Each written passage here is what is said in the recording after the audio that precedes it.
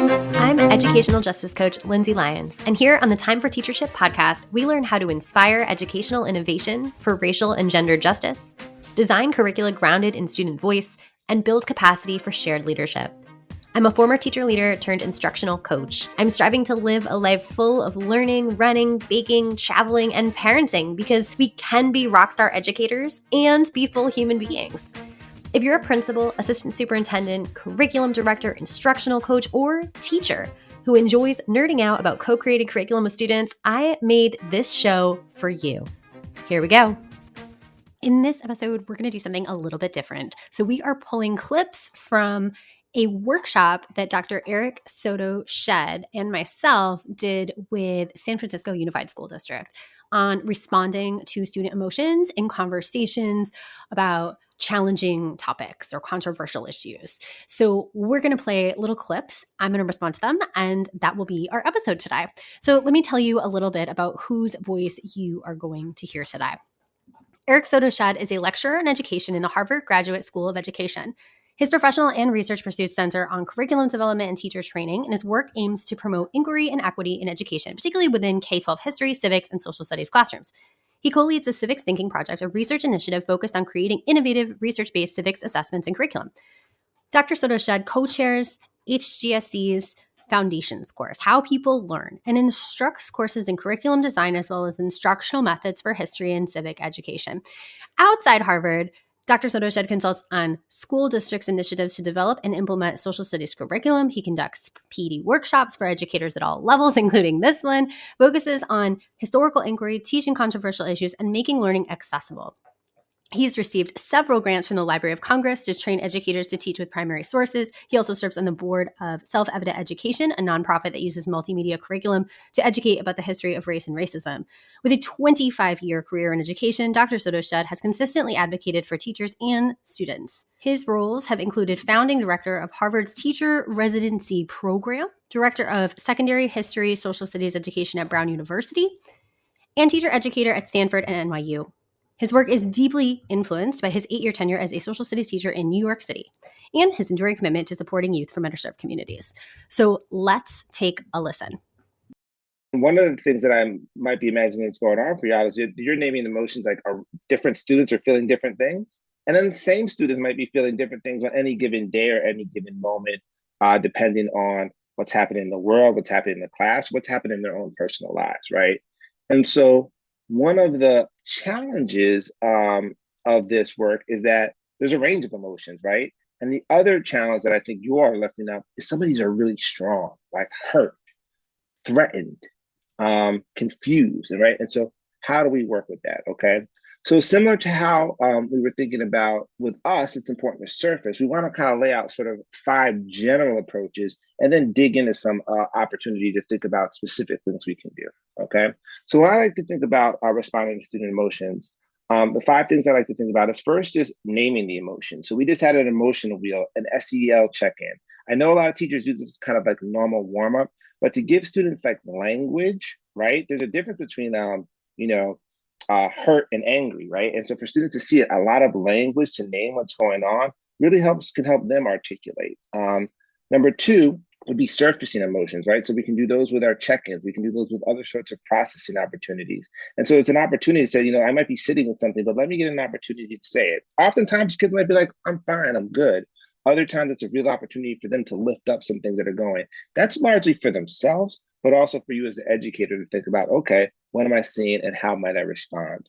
Number 3, in terms of that responding, in particular heavier moments, processing emotions can be really, really powerful and important. And so those can look like journals or circles. The thing that I love about journals is those can be kind of really quick to do. It's a private way, so students might feel more comfortable sharing, and then it gives you an opportunity as a teacher to follow up.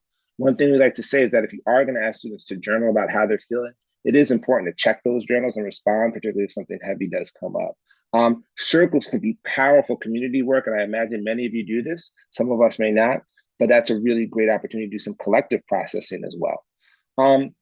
The 4th thing that's really important is to validate emotions, right? I think that's one of the big themes that's going to undercut our work today is that emotions aren't something we try to avoid. They kind of feel icky and creepy sometimes. And this we're a class, we have objectives and learning goals and big questions we're trying to answer, but we're humans and we have feelings, right? And sometimes when those feelings come up, they can be like a side thing or a problem to address. And no, that's part of being human. That's something to care for. And so one of the things we can do with our students is to validate, like, totally, it makes sense that you feel that way. Thank you for sharing. And let's begin to sort of think about like how we can engage in that. And so the fifth thing, finally, is connected to learning, right? Part of what you're doing, particularly in your social studies class, your ethnic studies classes, your ELA classes, is you're dealing with humans and people, right? And there's hurt and feeling and all of that, right? And so when things come up for our students and related to the world or related to what we're learning, really it's an opportunity to say like, wow, we have some anger going on. I mean, what we're seeing in this past event or what we're seeing in this current event could really cause some anger because, and so connect that feeling to the cognitive, to the intellectual, to the academic work as well.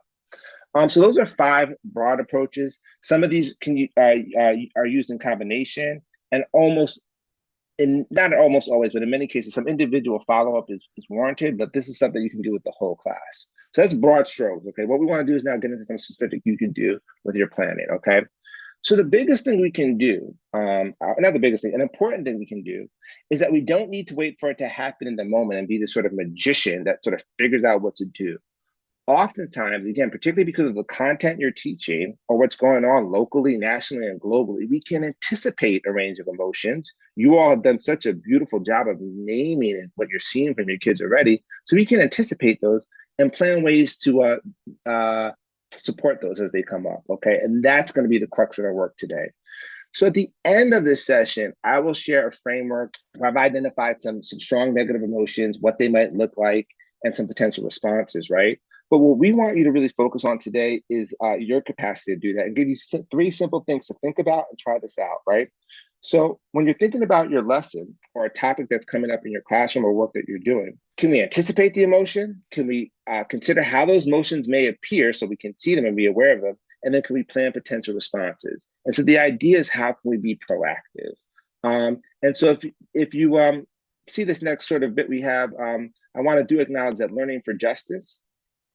Lindsay, if you could hit the next advance. Learning for Justice has a great resource that's linked here on this slide for you that you'll have access to, where they have a whole set of strategies of how to like have difficult conversations. And they have a great thing that they do around anticipating emotions.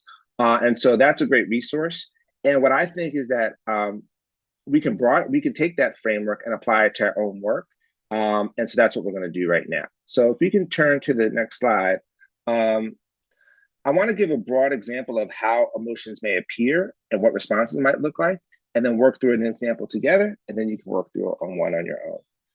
So how may emotions appear? Let's take the example of anger, right? What might anger look like? It could look like strong language and tone, right? Cursing, shouting, insulting. It might look like express anger at a group, right? So it's the generalization of an individual with a group. So somebody pisses me off and I hate everybody, right? Number 3 is it could look a lot like the nonverbals, right? And so it could look like rigid postures, some facial expressions, maybe some rapid breathing, right? So that's what it could look like. In terms of ways we might respond, there's a few things we could do. We could think about reflect back and validate, right? So if we hear someone's using some language that sounds like angry, it sounds like you might be really angry. We can check in with the rest of the group via a live poll. If it's a response to something that's happened, again, locally, in your school, nationally, globally, like, ooh, I see a couple of students look angry. Let me just check in and see how everybody's doing. So you could do a quick poll with hands, or sort of if you have the technology to use the phones, but a quick poll to do a check-in. Then once you get a sense of where folks are at, all right, you can think about like, let's give some processing time, okay? Is this going to be journal with some guided reflections? What do we feel in our body? What do we need to see? Like give some specific prompts to get kids really thinking about that. And then finally, we can think about following up with the students who express the anger. Okay, so that's a broad example of how we can respond to anger. And again, I want you to think about some of the strategies, not only that are here, that you may choose. So let's go to the next slide. And I want to walk through an example of what we're going to ask you to do. So we're going to ask you to think about a moment where emotions can come up for students. The example I'm going to use is like the post-election, right? So this is November 7th, right? Coming into class, I want to anticipate a range of emotions. So I anticipate the election results might be upsetting for some of my students. Many will likely be indifferent. and some will be happy, right? And so this is me thinking about like a student group that, I've worked with in the past, right? So if I think about that or the likely emotions, I might see a range of emotions through facial expressions. I might see smiling and frowns. So like I'm really going to be thinking about like, those first 5 minutes of class. Like, what am I looking for when I come into that class? And then what might response be, right? Well, I definitely want to surface. I don't want to sort of assume, and I want to give them some time to process. So I just want to say, hey, how are you feeling? If you have a lot of emotion, give me a 5. If you're feeling like a very little emotion, give me like a 1 or a 0. If you're feeling somewhere in between, give me a 2, 3, or 4, right? And then based on that, I might have a journal or an opt-in circle if several students are 3 or higher, right? So if I see a lot of emotion from several students, great. If not, I have a pivot plan. So it's not just one scripted plan. If it's just a couple of students, I'll say, all right, let me just do an individual check-in, like 10 minutes into class and see how those students are doing, right? And so again, what we're hoping that you can walk away with here and do a little bit of practice around is when you think about a topic that's coming down the pike and you've seen some emotions you can anticipate, how can you proactively plan some steps in your lesson to address them? Really good stuff in there. And I want to kind of touch on a few points. One, the naming of emotions can be really challenging, particularly for younger students, but even high schoolers. I'm reminded of a time when I was running a PLC, and a high school teacher was like, I'm just going to invite students to kind of name whatever emotions come up from them each day or every couple of days. And we're just going to chart them. We're going to put them in an index card, and we're going to kind of hold on to them and see if we can just see what happens, kind of build the vocab word bank of emotions. And actually, a student came up to the teacher after a couple of weeks and said, you know what, I've noticed that every time you invite me to share my feeling, it is sad or depressed or some version of that. And I don't want to feel that way. So I'm actually going to take action based on this aha moment I've had because you invited me just to name the feeling with no additional instruction. So that was really powerful. The second thing is circles are a really good place to surface emotion and stories behind emotion. And if you're unfamiliar with circles, we have a free lesson plan template that I will link in the show notes and the blog post for this episode. So you can go ahead and grab that at lindsaybethlyons.com/blog/216. So feel free to grab that and start planning a circle that kind of invites students to share stories and emotions. And the third thing I'll say is that Dr. Becky Kennedy, she is the creator of Good Inside, which is a community and an amazing podcast and parent resource space. I've learned a lot as a parent, but I also actually think that her resources are brilliant for students as well. So whether you're in a class setting or you're just kind of in a school and you're a leader or you're a non-classroom teacher, I think this is a really cool place to be able to respond to student emotions. And so she has these scripts, 3 of which I want to share here, and really premised on, I'm not going to tell you that your emotions are wrong. I'm not going to tell you you're overreacting or that I don't understand where you're coming from. And here are the 3 I like. And you can use them in conjunction with one another, one right after the other. 1, your feelings are real. 2, I believe you. 3, I'm here. Right? Whether you want me to fix it or you want me to just listen or just be literally silent next to you, I am here. I'm here for you. Your feelings are real. I believe you. I'm here for you. Think about something. Maybe one of these resonates. Maybe it's a different something. But think about something that you can just have in your back pocket, write it on a sticky note, just have ready to go in those moments when you're like, I don't really know what to say. And students are kind of having an outpouring of emotion. So that was kind of our first chunk of the workshop where we're talking about responding to student emotions. The second chunk, we're really talking about responding to charged comments, kind of harmful comments during discussion, or maybe just kind of said out loud in the hallway or in some other space in a school setting. And how do we respond to those? So let's listen in to Dr. Soto-Shed. So now we do want to shift to responding to charged comments. So what happens when things come up? So when we say charged comments, right, you can think about the election, but we can also think about this broadly. I'd say in this moment, really in our careers as teachers, like what happens when a charged comment comes up and what do we do? So when we think about charged comments, these could look like disrespectful or inflammatory comments, potentially hurtful to other students, a misconception, a stereotype, a strong position on a very controversial issues, right? These all could potentially have some charge where they bring some intensity to the room and potentially emotional responses. I also want to name that, I always assume kids are coming from a good place, that, the thousands of kids that I've worked with most of them are total sweethearts, but they can say some really charged things at times in their lives, right? And so what do we do with that comment once it's out in the air in our classroom? So I'd like you to take a moment and think about, again, the past few months, this year of teaching. What is a charged comment that a student has made or might make in your classroom. Okay. So let's just take a moment. We don't need to put that in the chat. We don't need to lift these up and name them publicly, but I want you to center that in your head so you can think through potentially how we might respond to that. Give folks about 15 seconds. If you want to give us a digital or physical thumbs up once you got your comment that you thought about, you can, or like a little one in the chat. If not, we'll just give folks a brief moment to do so. I think I saw a thumbs up. One. Let's think about 15 more seconds. All right, with that sort of in your mind, what we want to do is we want to maybe spend about 10 minutes or so talking through some ways to think about responding to charged comments, give some sort of different approaches, and then have you take about 10 minutes again to work individually or a group to think about how you would respond. And the theme here is proactively planning. So let's think about responding to charged comments. I kind of want to begin by naming that there's really sort of three buckets of things that I like to think about that are really important. The first two that we put up here, self-work and classroom culture, are unbelievably important. I think we've already heard from some of our colleagues. I know, Sarita, you really talked about your classroom culture and how students can really know each other and can really kind of be a support, but also insightful about each other. The self-work that we've done a little bit about is really important. Like, how comfortable are you with certain issues? What's sort of the emotional response that you might have with certain issues? How aware we are of our biases and the perspectives that we bring in, the things that we might be missing. So that is unbelievably important, and maybe falls outside the scope of our little 75-minute session today. So what we want to focus on is this sort of middle part, which is really facilitation moves, right? Recognizing self-work and classroom cultures are the foundation. What can we do that's going to push for learning, address and mitigate harm, and also address some of those motions, right? And so we kind of want to talk through some moves right now. So on the next slide, my colleagues, Aliyah El Amin and her colleague, Kimberly Osaji, really came up with these sort of different sets of moves that you can do when what they call hot moments in your class. I like to think about those are really charged. I'm going to highlight just a couple for today's session, but you'll have a link to all of the moves for you to look at. But when things are really charged, when something comes up in your classroom, a couple of moves you might want to do is sort of clarify misconception. So if somebody says, something that's just like, a misconception, a stereotype, you can really just kind of directly correct that misconception, right?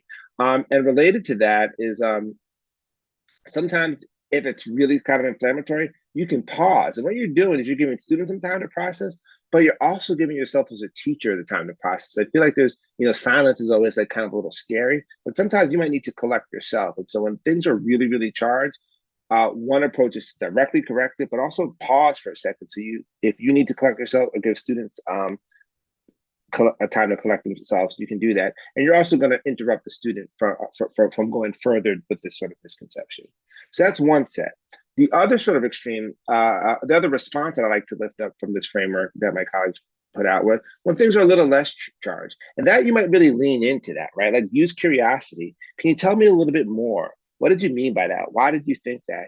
And here's an example, and I'm thinking about, Sarita, you're coming around, leveraging the group, where you could also bring in folks, and Lindsay, if you can go to that next bullet, to leverage the groups, to ask other students, do you want to sort of jump in here? What do you think about this? And so when I look at this, and we'll come back to this, it's like, how much do I want to kind of stop the comment and address it to really lean towards more mitigating the harm, versus how much do we want to like probe and dig deeper to really maximize the teaching, right? And you don't have to do one or the other, but it's just a way of thinking about some of the tension that you can kind of work with. What I want to kind of lift up, and the thing that you might want to be wrestling with when you're thinking about how to respond to the charged comment, is when do you really want to lean into it as a teachable moment, use curiosity, probe, and push, versus when is it like, wow, this is just really inflammatory, and I feel like there's students in the class that might be really hurt and harmed by this, and I think it might be a little bit more appropriate for my initial thing to pause, directly correct. We'll talk a little bit about the end around ways you can kind of follow up the next day. But I think that's the real tension to sort of wrestle with, or an interesting tension to do that. A lot of good stuff there. So thinking about responding to charge comments, I just want to name that a lot of it is proactive as well. And we talk about this in part one of this kind of 2-part series that Dr. Soto-Shed and I did with San Francisco Unified. And we can identify things, whether we're a classroom teacher or not, but easier, I think, if a classroom teacher, that are kind of our baseline understandings. This comes from the baseline assumptions idea I've talked about before, which comes from Justin Dulcemasocolo, Garrett, and Katie Cubano. I'm sorry, Justin, if I mispronounced your name. That's basically like an agreed on kind of set of non-negotiables. Example, all humans have a right to food, water, and shelter. Another example, all humans have a right to belong, right? And so thinking about this idea of what is in place beforehand, just as part of the school culture or class culture, is really powerful. I'll also name that in addition to some of the examples that Dr. Soto-Shed talked about in terms of like how one might respond, he talked about clarifying misconceptions. I've also done kind of a fact checkers lesson after a class discussion. If something is not super important to correct in the moment, less harm is done, then maybe we could assign statements to groups like, I overheard this in the class conversation yesterday or in another class's conversation. I need you to go ahead and find reliable sources to evaluate. Is this true or false and why? Right. So using some evidence checking. But I also think if there's harm done, you can do a restorative circle. We've talked about on the podcast before how to do these. We have resources for those. And so I think I can maybe drop that in as well. I'll give it an extra bonus here for this podcast episode. But 3 key questions if you're doing a restorative circle. I would do it with the whole class. If it's said in a class discussion, everyone is impacted in some way and everyone needs to kind of collectively repair the harm. So question number 1 for everyone, kind of what happened? Let's get clear on the facts. 2, everyone responds to this one. Kind of like, how did you feel? I mean, you can have everyone respond to all of them, but how did you feel is really important, or what did you need? You'd use BASE as an acronym that I like to use for kind of basic human needs. So belonging, autonomy, survival, enjoyment, right? These are all things that people need. And so you could just kind of frame that for students if they're having difficulty saying what they need. But how you feel, I think, is an easier one to respond to. And then how can harm be repaired, right? How do we restore our sense of belonging in the community for everyone, right? How do we move forward from this? And so as I kind of like wrap up this episode, I just want to say thank you to Dr. Eric Soto-Shed for putting together so much brilliance and sharing it in our workshop. And then again on this podcast.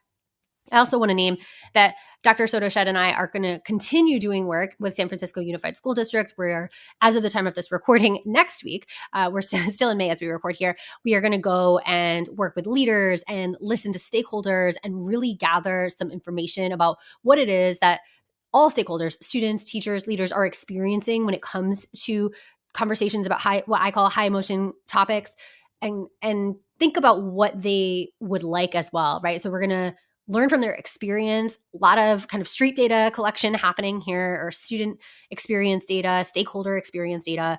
And as we listen, kind of putting together these themes and ideas for action steps, we will co-plan with those stakeholders and think about the ongoing work. And I just want to name that I think this is really critical. It is not a one and done. It is not a one workshop and then you get the info or the framework and then you go do it and you're like good for the rest of forever. So much of this, so many of my moments in teaching that I continuously, like 15 years, no, not 15 years. I haven't been out of the classroom that long. Like 7 years later, I'm like, wow, that moment, and usually it's a class discussion about a high emotion topic, that moment sticks with me. And here's how I would, every day I might wake up and be like, here's how I would do that differently. Oh, now today, here's a new idea. Here's how I would do that differently. Those key moments that stick with us, we're going to have those. And you're going to want to talk to somebody. So find a colleague, find an instructional coach, find a leader, find someone who you can talk through, who can kind of like coach you through the challenges that you face, and have ongoing conversations about this stuff, get ongoing feedback, have a thought partner. Because I think the implementation aspect of many things that we do in PD is really critically important. This one especially though, because current events are always changing, student populations are always changing. Everything about like these relational conversations is very nuanced, and we need that kind of reflection, individual and collective, to be able to do right by students, do right by kind of the class culture and school culture we're trying to build, and to do all of this well. So again, freebies for this episode, you can find them at lindsaybethlyons.com/blog/216. If you like this episode, I bet you'll be just as jazzed as I am about my coaching program for increasing student-led discussions in your school. Shane Safir and Jamila Dugan talk about a pedagogy of student voice in their book, Street Data. They say students should be talking for 75% of class time. Do students in your school talk for 75% of each class period? I would love for you to walk into any classroom in your community and see this in action. If you're smiling to yourself as you listen right now, grab 20 minutes on my calendar to brainstorm how I can help you make this big dream a reality. I'll help you build a comprehensive plan, from full-day trainings and discussion protocols like Circle and Socratic Seminar to follow-up classroom visits where I can plan, witness, and debrief discussion-based lessons with your teachers. Sign up for a nerdy, no-strings-attached brainstorm call at lindsaybethlyons.com/contact. Until next time, leaders, think big, act brave, and be your best self. This podcast is a proud member of the Teach Better Podcast Network. Better today, better tomorrow. and the podcast to get you there. Explore more podcasts at www.teachbetterpodcastnetwork.com. We'll see you on the next episode.